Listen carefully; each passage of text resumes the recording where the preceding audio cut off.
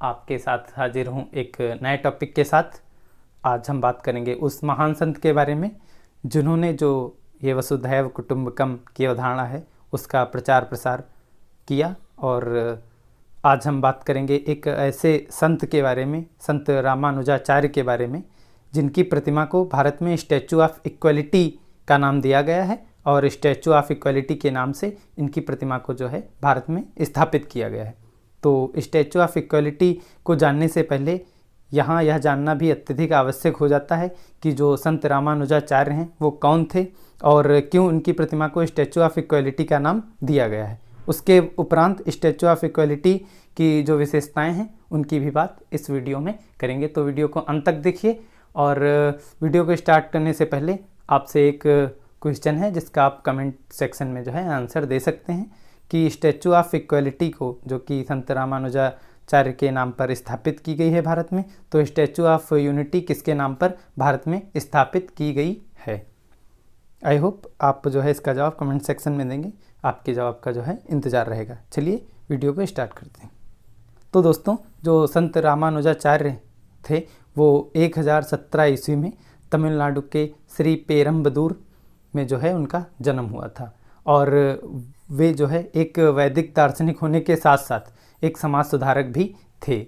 इन्हें जो है आचार्य जी को जो है इलाया पेरुमल के नाम से भी जाना जाता है, जिसका अर्थ होता है दीप्तिमान। और जो संत रामानुजाचार्य थे इन्होंने पूरे भारत की यात्रा समानता और सामाजिक न्याय का समर्थन करते हुए की थी। जो इनका मानना था कि सभी मनुष्य जो है वो समान हैं और उनके साथ जो है समानता का व्यवहार होना चाहिए। तो शुरुआत से जो इनकी जो है दर्शन था वो कहीं ना कहीं जो है समानता से काफ़ी प्रेरित था, इक्वलिटी से काफ़ी प्रेरित था। इन्होंने ही नवरत्नों के नाम से प्रसिद्ध नवरत्नों की जो है रचना की थी और वैदिक शास्त्रों पर कई भाष्य भी इन्होंने उसकी भी रचना की थी। और जो संत रामानुजाचार्य थे इनका मानना था कि मनुष्य को प्रकृति के साथ जो है काफ़ी तालमेल बैठाना चाहिए और जो संसाधन है उनका दोहन जो है अत्यधिक नहीं करना चाहिए।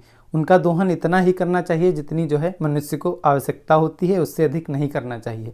और कहीं ना कहीं ये बात आज भी प्रासंगिक है कि जो ये संसाधन होते हैं उनका उतना ही उपयोग करना चाहिए कि आने वाली पीढ़ियां भी इसका जो है सतत रूप से प्रयोग करती रहें। तो कहीं ना कहीं जो रामानुजाचार्य के जो बातें थी, जो उनके दर्शन थे, वो आज भी प्रासंगिक जो है बने हुए हैं हमारे भारतीय समाज में, पूरी दुनिया के लिए। दोस्तों, आइए अब बात करते हैं स्टैचू ऑफ इक्वलिटी की कि ये क्या है और इसकी विशेषताएं क्या हैं। तो जो इनका वसुधैव कुटुंबकम जिसका प्रचार प्रसार स्वामी जी ने काफ़ी जो है हद तक भारत में किया, तो जिसका मतलब होता है दुनिया ही एक परिवार है, उनके इस विचार को कायम रखते हुए भारत उनकी 1000वीं जयंती को समानता के त्यौहार के रूप में मना रहा है, इक्वलिटी के जो है एक पर्व के रूप में मना रहा है। और उसी को देखते हुए हैदराबाद में स्टैचू ऑफ इक्वलिटी जिसकी जो है ऊंचाई 216 फीट रखी गई है, प्रतिमा का अनावरण जो है स्थापित की गई है प्रतिमा, जिसे जो है पंचलौह यानी 5 धातुओं से सोना, चांदी, तांबा, पीतल और जस्ता से मिलकर बनाया गया है। दोस्तों, यह बैठी हुई मुद्रा में धातु की दुनिया में सबसे ऊंची प्रतिमाओं में से एक है जो ये स्टैचू ऑफ इक्वलिटी है। दोस्तों, ये संत जो रामानुजाचार्य हैं, जो इनके नाम पर ही क्यों ये स्टैचू ऑफ जो है इक्वलिटी को स्थापित किया गया है, तो इसके पीछे भी कई सारे रीजन हैं कि जो ये हमारे संत रामानुजाचार्य थे ये जो है लगातार सभी वर्गों के बीच में सामाजिक समानता के जो है पैरोकार थे। लगातार बातें करते थे कि सभी के बीच में जो है वो सामाजिक समानता स्थापित होनी चाहिए, उनका वर्ग कोई हो, उनकी स्टेटस कोई हो, उनकी कास्ट कोई हो। और इसी को देखते हुए उन्होंने जो है सभी के लिए, चाहे वो किसी भी कास्ट का हो या किसी भी स्टेटस का हो, उसकी स्थिति कैसी भी हो, जो है मंदिरों में दरवाजे खोलने हेतु भी उन्होंने प्रोत्साहित किया कि जो ये मंदिर के दरवाजे हैं वो सभी के लिए खुलने चाहिए। जबकि उस समय कई ऐसी जातियां थी जिनके लिए जो ये मंदिर प्रवेश था वो वर्जित था। तो कहीं ना कहीं जो इनका दर्शन है रामानुजाचार्य का, वो शुरुआत से ही जो है इक्वलिटी को समर्पित था। उन्होंने ही मंदिरों में सामाजिक समानता और सार्वभौमिक भाईचारे के अपने विचारों का जो प्रचार है उसको करते हुए कई दशकों तक पूरे भारत की यात्रा भी की थी। और जो ये हमारे संत रामानुजाचार्य थे, इन्होंने ही सामाजिक, सांस्कृतिक, लैंगिक, शैक्षिक और आर्थिक भेदभाव से लाखों लोगों को इस मूलभूत विश्वास के साथ जो है मुक्त किया कि जो राष्ट्रीयता है, जो लिंग है, जात है, पंथ है, इससे पहले हर मनुष्य क्या है, समान है। इन सभी से पहले हर मनुष्य समान है, इसके बाद ये सारी चीज़ें आती हैं।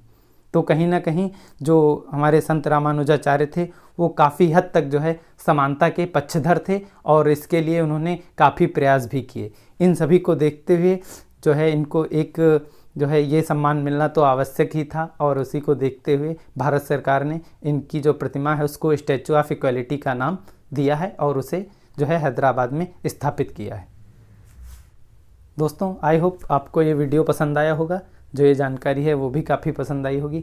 अगर संत रामानुजाचार्य के बारे में आपको अन्य भी कोई जानकारियाँ हैं तो आप कमेंट सेक्शन में बता सकते हैं। साथ में आपसे मैंने स्टार्टिंग से ही वीडियो में पूछा था कि अगर स्टैचू ऑफ इक्वलिटी जैसा कि मैंने बताया संत रामानुजाचार्य के नाम पर बनाई गई है, तो स्टैचू ऑफ यूनिटी भारत में किसके नाम पर स्थापित की गई है?